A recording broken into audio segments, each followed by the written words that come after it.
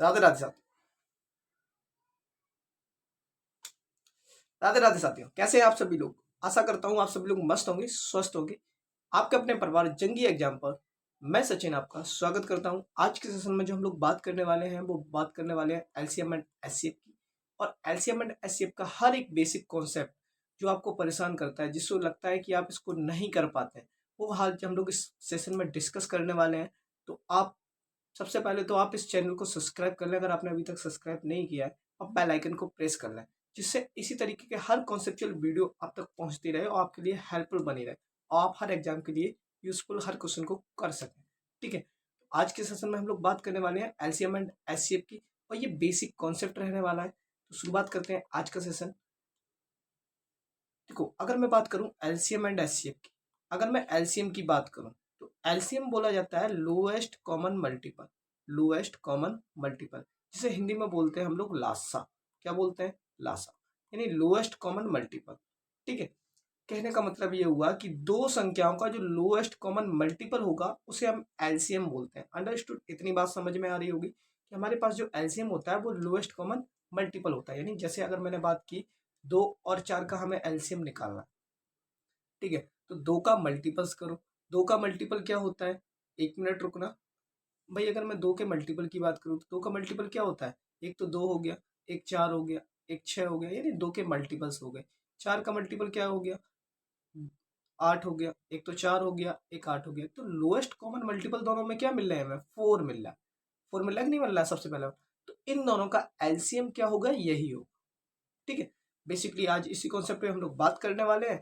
अगर आपको इससे पहले आपने कभी कहीं नहीं पढ़ा है एलसीएम, तो भी कोई प्रॉब्लम नहीं है, और पढ़ा है तो भी कोई प्रॉब्लम नहीं है, क्योंकि हम लोग बेसिक कॉन्सेप्ट जानने वाले हैं एकदम एलसीएम का। ओके, अगर बात करूं मैं, क्वेश्चन जो हमारा दिया हुआ है कि 48 एंड 60 का हमें एलसीएम निकालना है। भाई 48 और 60 का हमें एलसीएम निकालना है, यानी लोएस्ट कॉमन मल्टीपल निकालना है। तो क्या है, यहाँ पे हम मल्टीपल निकालेंगे? नहीं भाई, यहाँ पे हम मल्टीपल भी नहीं निकालेंगे, हमें निकालना है इसका एलसीएम।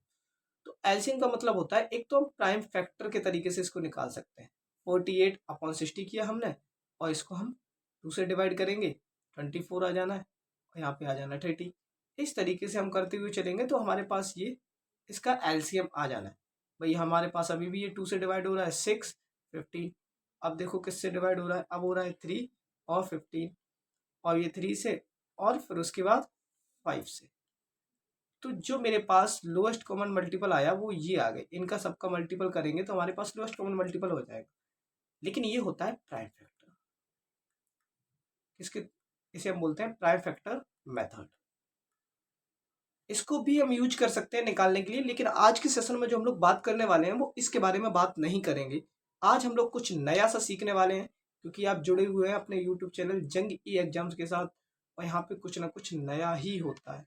ठीक है, अगर मैं बात करूं यहाँ पे कि आज हम निकालेंगे कैसे, तो हमें प्राइम फैक्टर के थ्रू नहीं निकालना, हमें निकालना है सिर्फ फैक्टर के थ्रू। यानी हमें ये देखना है कि इन दोनों नंबर में अगर मैं इन दोनों नंबर की बात करूं तो इन दोनों नंबर में सबसे बड़ा नंबर कौन सा है? सबसे बड़ा नंबर हमें 60 दिख रहा है। कौन सा दिख रहा है? 60। तो हमें क्या सपोज कर लेना है कि 60 इन दोनों का क्या है? एलसीएम है।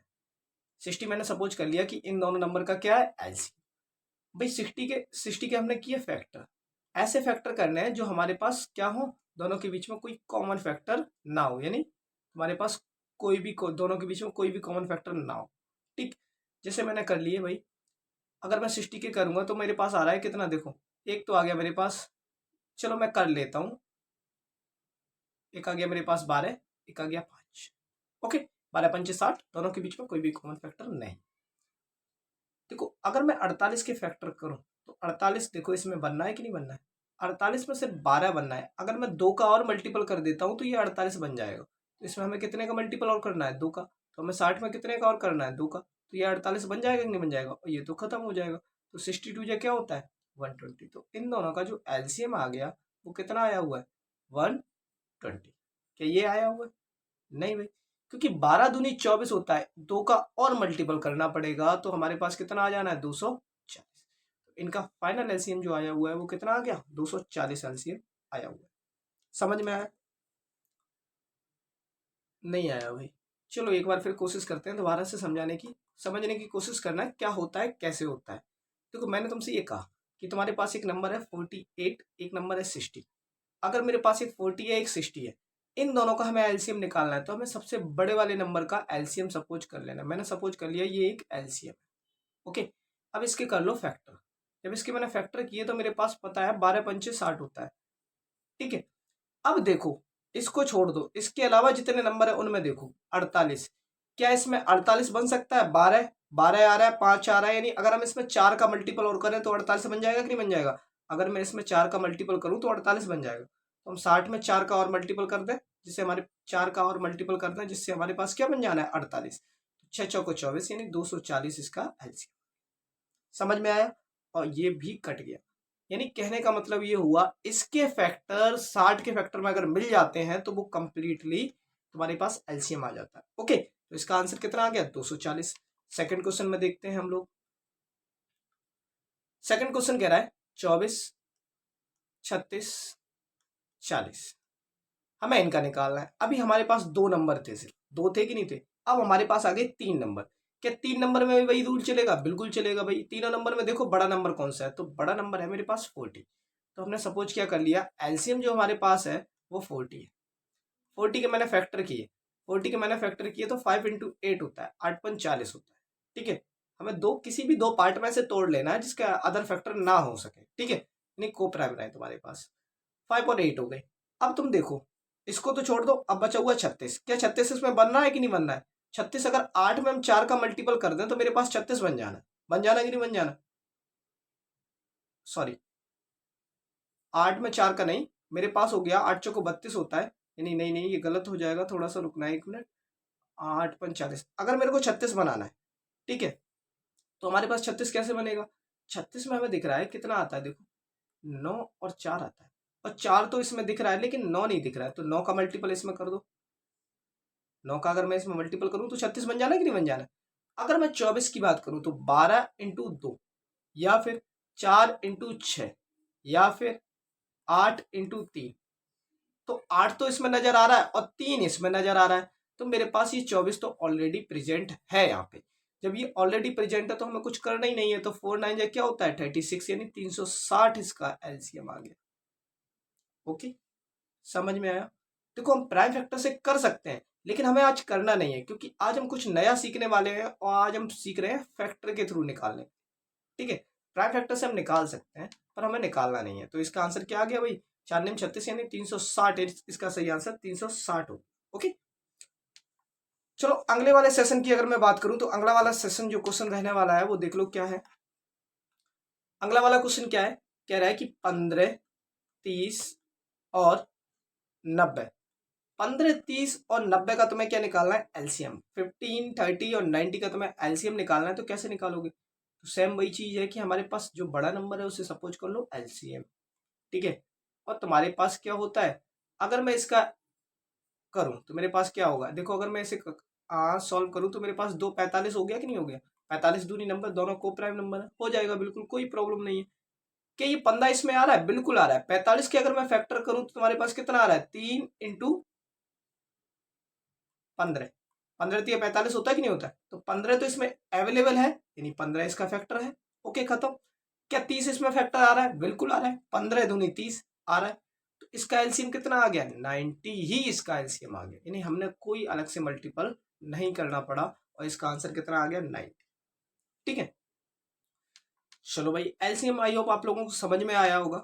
कुछ कुछ नहीं आया है, थोड़ा सा दोबारा से देख लेंगे एक बार तो आ जाएगा बिल्कुल। ठीक है, अब एक ये नया टॉपिक, इसी में एक नया कॉन्सेप्ट आता है कि हमारे पास एलसीएम इस तरीके का दे दिया जाए तो हम क्या करेंगे। तो देखो जब इस तरीके का एलसीएम दे दिया जाए निकालने के लिए, तो बेसिकली हमें क्या करना है वो देखो, समझो आप। हमें ये देखना है कि हमारे पास जैसे देखो फर्स्ट वाला लिखा हुआ है 2, ये फर्स्ट वाला लिखा हुआ है 2 इंटू 3 इंटू 4 इंटू 4, तो हमारे पास ये नंबर लिखा हुआ है। क्या अगर हम इसमें देखें थोड़ा सा तो हमारे पास नजर आ रहा है कि 2 की पावर सबसे ज्यादा किस में है? 2 की पावर सबसे ज्यादा 2 की पावर 4 में है। तो 2 की पावर 4 दो कंडीशन में दिख रही है, यानी ऑप्शन यहाँ पे ये कट हो गया। थ्रू ऑप्शन हम इसको कर सकते हैं बेसिकली अच्छे तरीके से। तो 2 की पावर 4 सबसे ज्यादा किस में आ रही है? 2 में आ रही है। ठीक है, अब 3 की पावर सबसे ज्यादा कहाँ पे दिख रही है? 3 की पावर 3, 3 की पावर 3 दोनों में दिख रही है। अब देखो यहाँ पे 5, 5 की पावर सबसे ज्यादा कहाँ दिख रही है? 5 की पावर 4 दिख रही है, यहाँ यहाँ तक हो गया। अब आगे क्या कह रहा है, 7, 7 की पावर सबसे ज्यादा, तो ये भी ऑप्शन कट हो गया, बचा हुआ कौन सा है ये, नहीं 7 की पावर 2 इंटू 11। तो हमारे पास जहाँ पे हमें एलसीएम में देखना होता है जिसकी पावर ज्यादा होती है हमें उसे ही उठा लेना है, उसे ही पिकअप कर लेना है, बस हमारा एलसीएम निकल आएगा। 5 की पावर 4 इंटू 7 की पावर 2 इंटू 11, आंसर आ गया।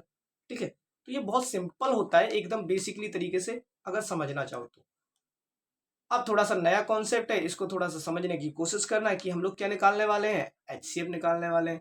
एचसीएफ कैसे निकालते हैं वो देखो।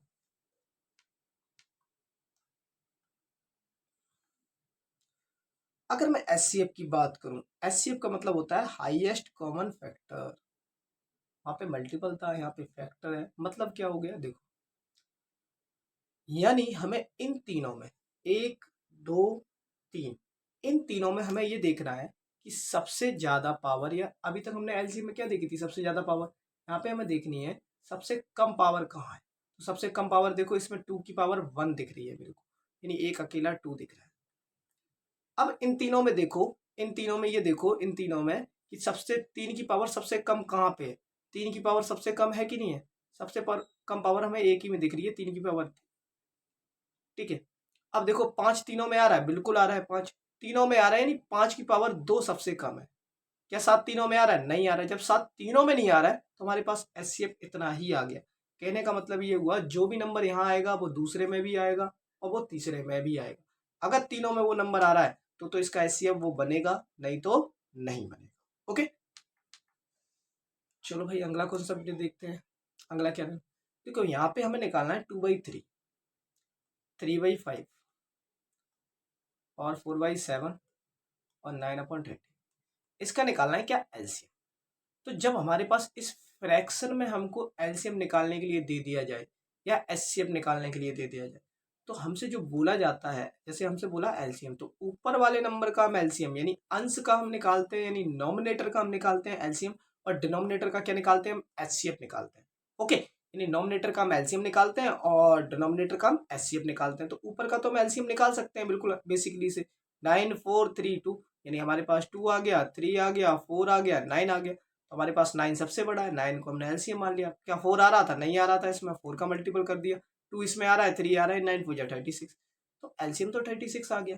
नीचे को देखो, नीचे में कोई कॉमन मिल रहा है, कुछ भी कॉमन नहीं मिल रहा है। जब कुछ भी कॉमन नहीं मिलता तो 1 आ जाता है, तो इसका आंसर कितना आ गया, 36। ओके, चलो भाई आगे देखते हैं। अब हमें यहाँ पे निकालना है एच। देखो मैंने हर एक कॉन्सेप्ट का एक एक क्वेश्चन लिया क्योंकि मेरे को कॉन्सेप्ट समझाना था। अब प्रैक्टिस हम लोग आगे करने वाले हैं, तो आपको बस जुड़ना है अपने परिवार जंगी एग्जाम के साथ, क्योंकि अगर आप कॉन्सेप्ट सीख रहे हैं प्लस प्रैक्टिस कर रहे हैं तो दोनों चीजें आपको मिलेंगी कहाँ पे, जंगी एग्जाम पर। विद प्रैक्टिस पीडीएफ के लिए आप मेरे टेलीग्राम चैनल को ज्वाइन कर सकते हैं, जंगी एग्जाम ऑफिशियल के नाम से है, उसे आप ज्वाइन कर लें, जंगी एग्जाम, जिसपे आपको पीडीएफ इसकी मिलती रहेगी। 7/9 14/15 7/10, इसका हमें निकालना था एचसीएफ। कैसे निकालेंगे हम एचसीएफ, तो मैंने अभी जब एलसीएम निकाला तो मैंने कहा था जब एलसीएम बोलता है तो ऊपर का एलसीएम, जब एचसीएफ बोल रहा है तो ऊपर का एचसीएफ। तो हमें 7 14 7 में हमें 7 कॉमन दिख रहा है, यानी एचसीएफ हमारे पास कितना आ गया, 7 आ गया। हमें ये देखना होता है कॉमन क्या है, तो 7 14 7 में हमें 7 कॉमन दिख रहा है, 7 आ गया। नीचे वाले का क्या आएगा एलसीएम, नीचे वाले का एलसीएम निकालना है तो 15, देखो हमारे पास 9 आ गया, 15 आ गया, 10 आ गया। अब यहाँ पे सबसे बड़ा नंबर 15 है, तो 15 को हमने क्या मान लिया, एलसीएम। 9 इसमें आ रहा है, नहीं 9 का 3 आ रहा है सिर्फ, 5 9 का 3, एक 3 आ रहा है, एक 3 नहीं आ रहा है, तो हमने 3 का मल्टीपल और कर दिया। 5 का 5 आ रहा है, 2 नहीं आ रहा है, तो हमारे पास 2 का और कर दिया, 15 दूनी 30 और 30 दिया 90। तो हमारे पास जो एचसीएफ एलसीएम आ गया वो आ गया 90, तो 7/90 इसका आंसर। ओके, यानी ए वाला ऑप्शन हमारा बनता है। ठीक, तो आई होप आपको वीडियो पसंद आई होगी। अगर वीडियो जरा सी भी पसंद आई है तो अपने परिवार जंगी एग्जाम के साथ जुड़ना ना भूलें, और अपने परिवार जंगी एग्जाम को सब्सक्राइब जरूर कर लें और बेल आइकन को प्रेस कर लें, जिससे हर वीडियो का नोटिफिकेशन आप तक पहुंच जाए और आप अपने मैथ की तैयारी को बेहतर कर सकें। जय हिंद।